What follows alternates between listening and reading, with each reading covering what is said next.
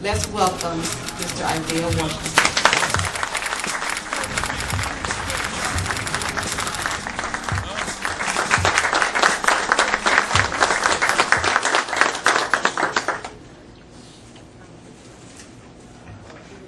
I think I'm okay. Opportunity I've learned from Eddie Murphy and Chris Rock, just walk pace back and forth, kind of like a stand-up comedian. I'm thinking, thank you, everyone. If I want to come up a little closer, come up, no, fill in the guys up, make me feel like I got somebody like, come up closer, especially you, George Gifford. Known this man way too long. You did make it, huh, boy? Yeah, I want you up front. Yeah. You want to just come up a little closer? Come on, just fill in on in. Because I think there's a friend in here like videotaping for me, so we want to make it look like it was packed on YouTube. We'll make sure that Fort Worth is holding it down. Yeah. My offering, which is in the form of this book, starts in 1972. Summer of 1972, when I was 9. I think you'll be pleasantly surprised that it's not a tell-all. It's a tell-all of who the real Isaiah Washington is. And there are many people in this room that have known me for quite some time, for well over 30 years. And I think they would be surprised at who I really am and why I am. And one of those reasons is I had a dream that started, at least I was aware of it, in 1972 that I refer to as the rerun in the book. And I couldn't understand it, these sequence of events, of these individuals that would come into my life and give me certain information and insights about who I was to become. But over time, this dream seemed to appear right before what would be considered a catastrophic event in my life that will alter my course. I see a film called She's Gotta Have It. I'll talk about how I probably had a midlife crisis at the age of 23. And decides, nothing has seemed to be working out for me. So why don't I just put a 10-year plan together? And it's 1986. In 1996, I'll have my business degree, I'll have an acting degree, and I'll make my first film with this guy named Spike Lee because that looks like a lot of fun. And it also looks like I've never seen images of African Americans that way. Of course, in Gaithersburg Mill, everyone thought I was crazy. Literally, you're crazy. So I decided I'm going to go on auditions, just out of nowhere. Stopped in the middle of my life. Changed my whole course. Got a book that had a picture of a man by the name of Ossie Davis. And as I read about his life, I said, oh, okay, he was part of the Howard Players. Howard Players is Howard University. That's not too far from Maryland. So that's where I'm going. Drove my car back to Houston, Texas.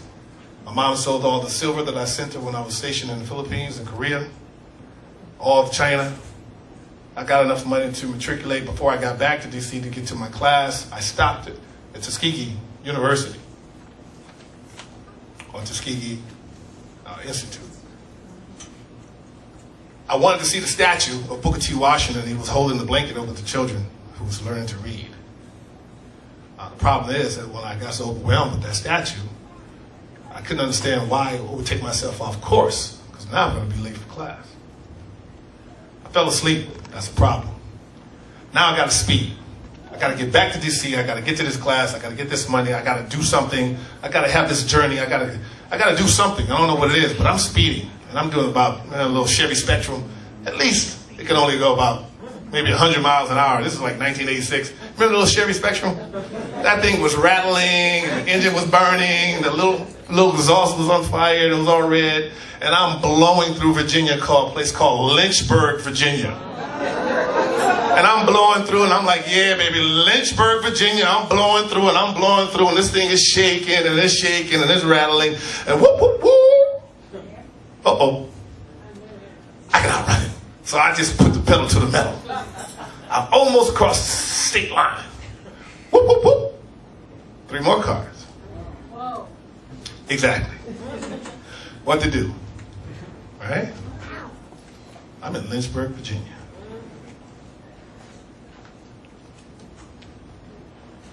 Cops walk to the car, guns out, get out, throw it in the street. I hear click, click, click, click, click, click. And then something says, nah, what you doing speeding? Where you going, boy? So fast. Well, don't worry about that, because you're not going to make it wherever you go. Another car pulls up. Gets out, wait a minute, hold up, wait a minute. Let's take a look at this. I'm asked to get up. Brought to the police station. He talked to me, asked me a series of questions. And one of the officers says, oh, wait a minute, you're in the military, right? I said, yes. He said, were you stationed in the Philippines? And I said, yeah, I was. He said, you used to run track, right? I said, yeah, I did. He said, you kind of ran like a duck, right? I was Michael Johnson before Michael Johnson. And I said, yeah. He said, I raced against you in Okinawa.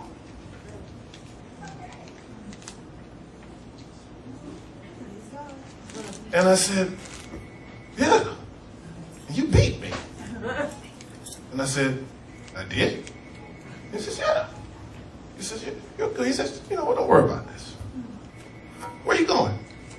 You can't go that fast. You're gonna hurt yourself. I said, no, okay, I'm just telling my story. He erased everything, didn't have a record, took me back to my car, wished me well. I was on my way out of Lynchburg, Virginia. I'm telling all these stories to say that these sequence of events, even in my foolishness or my haste, I believe that DNA has memory. And I believe that every single thing that happens under the sun happens for a reason. Everything. Even if it looks bad. Even if it is bad. It all happens for a reason. This is beyond a philosophical course on philosophy. What I'm trying to impress upon all of you is that we all have the power to change. Each and every one of us has Africa in us. So it's not a question of going back to Africa.